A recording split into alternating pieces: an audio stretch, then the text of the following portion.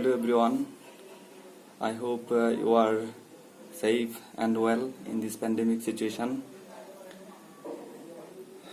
So my dear student, আমরা আজকে আমাদের ডুয়েট অ্যাডমিশনের যেই ইংলিশ আমাদের সিলেবাস রয়েছে সেটা আমরা একটু বোঝার ট্রাই করব। তো আমরা সিলেবাসটা নিয়ে ডিটেলস পড়ে কথা বলবো। তো এখন আমাদের যে কোনো অ্যাডমিশন টেস্টে বা যে কোনো জব প্রিপারেশনেও যেটা আমাদের কমন কোশ্চেন থাকে সেটা হচ্ছে পার্টস অফ স্পিচ। তা আমরা সেটা নিয়ে আমরা কথা বলবো। তা আমরা অনেক ছোটবেলায় আমরা শিখেছি পার্টস অফ স্পিচ কি, সেখানে কি কি রয়েছে। তা আমরা সেগুলোকে একটু আলোচনা করব, যেহেতু আমরা অ্যাডমিশন টেস্ট দিতে যাচ্ছি। তো শুরু করি।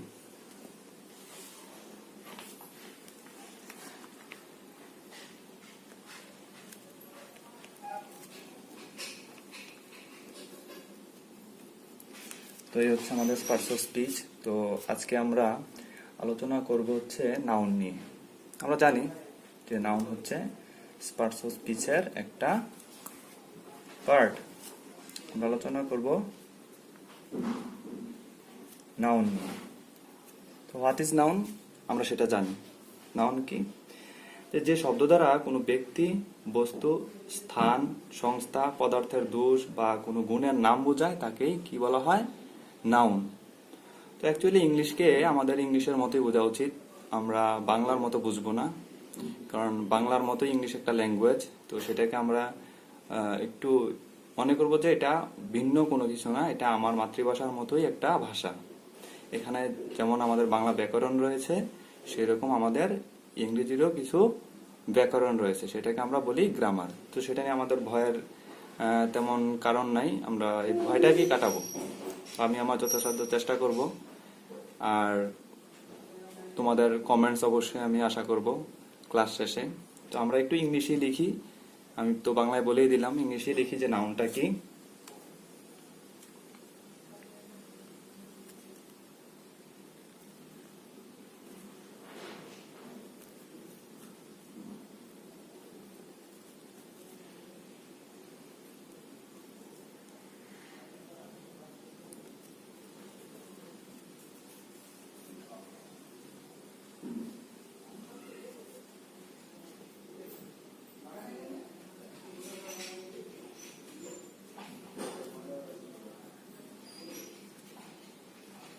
আমরা কি লিখলাম? A noun is a word used for naming some persons or things. যেমন আমরা বলতে পারি কোনো ব্যক্তির নাম, কি বলতে পারি? আমরা বলতে পারি কোনো ব্যক্তির নাম রনি। আমরা বলতে পারি, কি বলতে পারি? জুয়েল। এটা আমরা অনেক আগে শিখেছি। আমরা স্থানের নাম বলতে পারি ঢাকা। তারপর আমরা কি বলতে পারি? একটা প্রাণীর নাম বলতে পারি, কি বলতে পারি? LION, লায়ন বলতে পারি। আমরা আমাদের খুব দেশের যেটা আইডেন্টিটি বহন করে আমরা বলতে পারি কি? টাইগার, তাই না? আমরা কোনো কিছুর গুণের নাম বলতে পারি, কি বলতে পারি? অনেস্টি বলতে পারি। এটা হচ্ছে কি? তাহলে এটা হচ্ছে কোনো ব্যক্তির, এটা হচ্ছে কোনো স্থানের, এটা হলো কি? কোনো গুণের, তাই কি না? আমরা আরো বলতে পারি অবস্থার নাম বলতে পারি, হ্যাপিনেস বলতে পারি।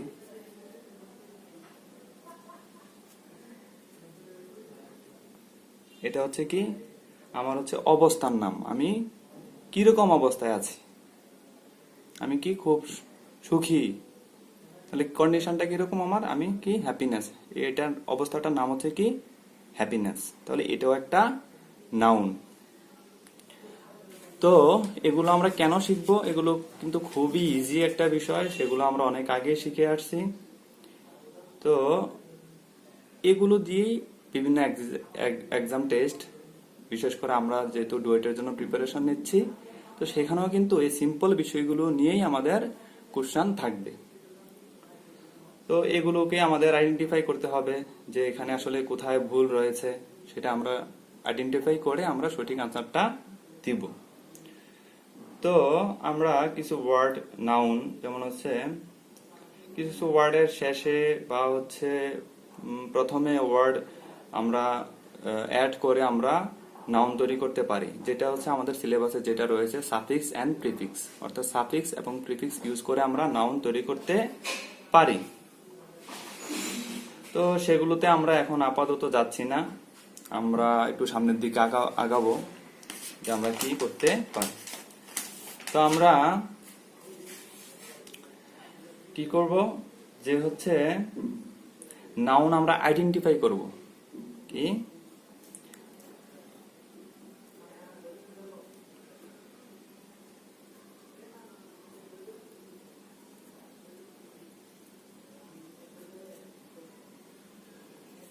আমরা এই নাউনকে আইডেন্টিফাই করব।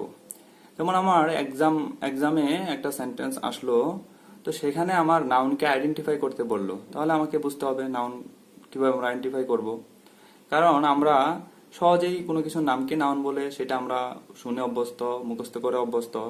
তো কিছু কিছু ওয়ার্ড আমরা মাঝে মাঝে একটু দ্বিধাদ্বন্দ্বে পড়ে যাই যে সেটা কি আসলে নাউন না অন্য কিছু। তো এই জন্য আমাদের আসলে আইডেন্টিফিকেশনটা প্রয়োজন। তো আমরা যদি রুল 1 নেই, রুল 1 অর্থাৎ 1 নাম্বার নিয়ম, সেই নিয়ম যদি আমরা দেখি, কি আমরা বলতে পারি যে কি সাবজেক্টের শুরুতে আমরা কি পাই, আমরা সেন্টেন্সের শুরুতে নাউন আমরা বসাই। কি হিসেবে বসে? নাউনটা সাবজেক্ট হিসেবে বসে, এটা আমরা জানি। তাহলে রুল 1টা কি? সেন্টেন্সের কি হবে শুরুতে, সেন্টেন্সের স্টার্টিং এ কি হিসেবে আমরা পাবো? স্টার্টিং এ সাবজেক্ট হিসেবে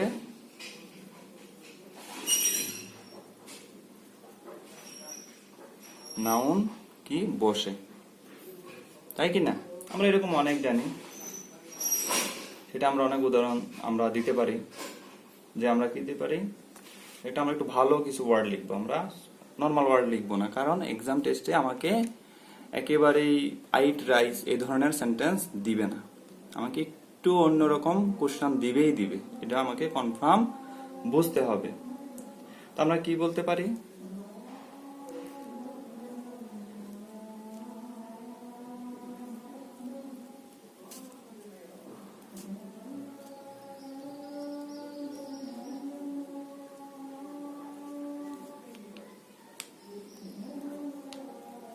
আমরা লিখলাম কি, patriotism is a Nobel virtue.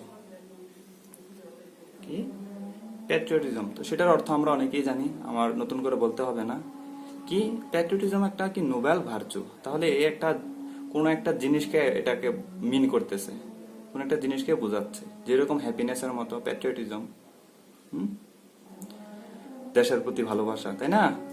তাহলে সেটা কোন একটা আমার এই জিনিসটাকে বোঝাচ্ছে এই শব্দ দ্বারা, তাহলে এটাও একটা নাউন। এখানে কি সেন্টেন্সের শুরুতে প্যাট্রিয়টিজম ব্যবহৃত হলো, এখানে কিন্তু আইট রাইস নেই, তাই না? তাহলে আমাদের বুঝতে হবে যে এক্সামে এই ধরনের সেন্টেন্স থাকবে এবং সেটাকে আমাকে আইডেন্টিফাই করতে হবে, বা কোনো প্রকার কারেকশন থাকতে পারে। তাহলে আমরা আশা করি বুঝতে পারলাম। তো আমরা যদি রুল 2তে যাই, আমরা রুল 2তে যাব।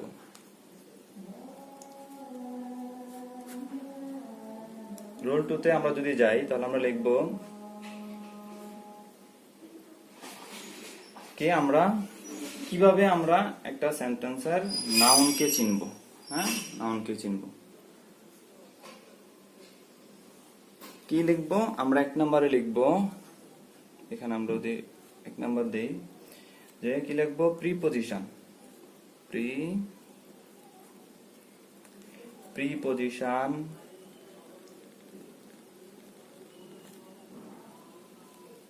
পজেসিভ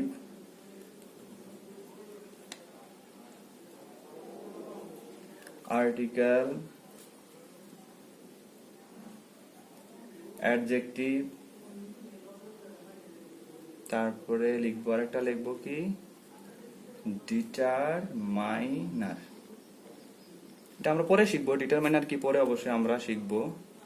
ডিটারমাইনার এর পর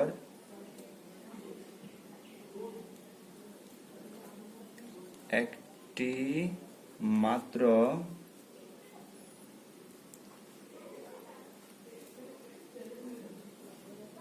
শব্দ বসলে সেটি অবশ্যই নাউন হবে। তো আমরা বুঝতে পেরেছি আশা করি। কি বলেছি আমি, যে preposition, possessive, article, adjective and determiner এর পর একটি মাত্র শব্দ বসলে সেটি অবশ্যই নাউন হবে।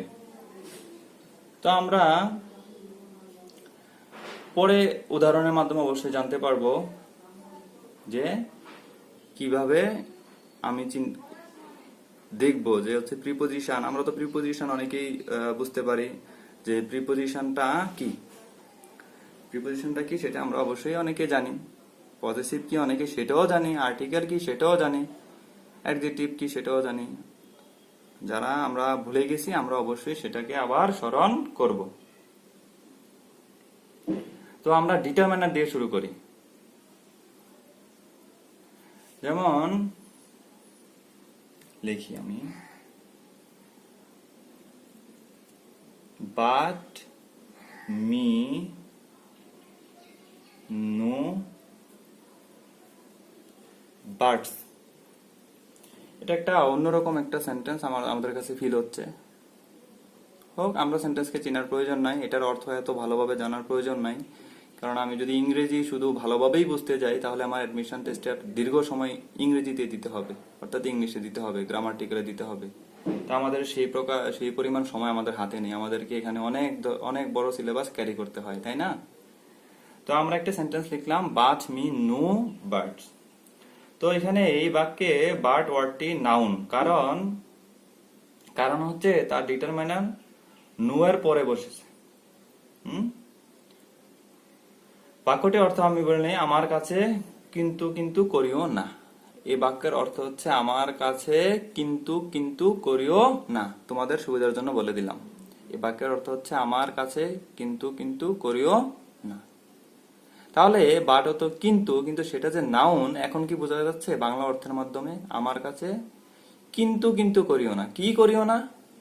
তাহলে আমরা কি দ্বারা যদি কোশ্চেন করি যে এটার নাম কি, তাহলে আমরা অবশ্যই কি এটার নাম কি এভাবে যদি বাংলায় কোশ্চেন করি তো আমরা কি নাউন পেয়ে যাই। নাম মানে নাউন। তাহলে কিন্তু করিও না, আমার কাছে কি করিও না, কিন্তু। তাহলে এখানে বাট অবশ্যই কি নাউন।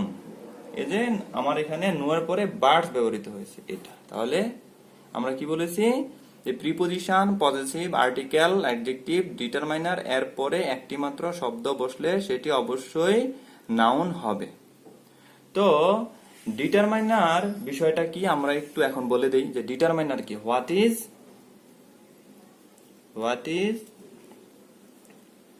ডিটারমাইনার বা ডিটারমাইনার্স। ডিটারমাইনার্স জিনিসটা কি বা ডিটারমাইনার কি সেটা আমরা অবশ্যই জানতে হবে। নো কিভাবে ডিটারমাইনার্স হলো, যে বলছে যে সকল শব্দ বা শব্দগুচ্ছ কোনো নাউন বা প্রনাউনের পূর্বে বসে তাদের সংখ্যা, পরিমাণ, নির্দিষ্টতা বা অনির্দিষ্টতা ইত্যাদি নির্দেশ করে তাদেরকে ডিটারমাইনার্স বলে। তাহলে কি নির্দিষ্টতা, আমরা কি জানতে পারলাম? কোনো কিছুর সংখ্যা, নাউন বা প্রনাউনের পূর্বে বসে কোনো সংখ্যা বা পরিমাণ, নির্দিষ্টতা বা অনির্দিষ্টতা সেটা যদি প্রকাশ করে তাহলে সেটাকে আমরা কি বলি? ডিটারমাইনার্স বলতে পারি। তাহলে এখানে এই যে আমার কাছে কি কিন্তু করিও না, এই যে এটা করা যাবে না, নির্দিষ্টতা বা অনির্দিষ্টতা এই টাইপের একটা বিষয় এখানে বোঝায়। এটা আসলে এখানে আসলে একটু সেন্টেন্সটা একটু কঠিন মনে হচ্ছে, আমার কাছে মনে হচ্ছে এটা বোঝাটা একটু মুশকিল। কিন্তু সেটা আমি আগেই বলেছি যে এই যে ইংলিশ বা ইংরেজি হচ্ছে একটা ভাষা, এটা অন্য কোনো কিছু না। কিন্তু আমাদের জন্য এটা অবশ্যই একটা চ্যালেঞ্জ, কারণ আমরা এটাতে আমরা অভ্যস্ত না। তো আজ এই পর্যন্তই, এই দুটা নিয়মই রইল। তো আমরা ইন ফিউচার আমরা খুব ভালোভাবে আমাদের সিলেবাসটাকে খুব দ্রুত কিভাবে আমরা শেষ করব, কি আমরা পড়বো, সেখান থেকে কি পড়বো না সেটা অবশ্যই আমরা আলোচনা করব। So thank you everyone. তো আমি তোমাদের কমেন্টস আশা করছি।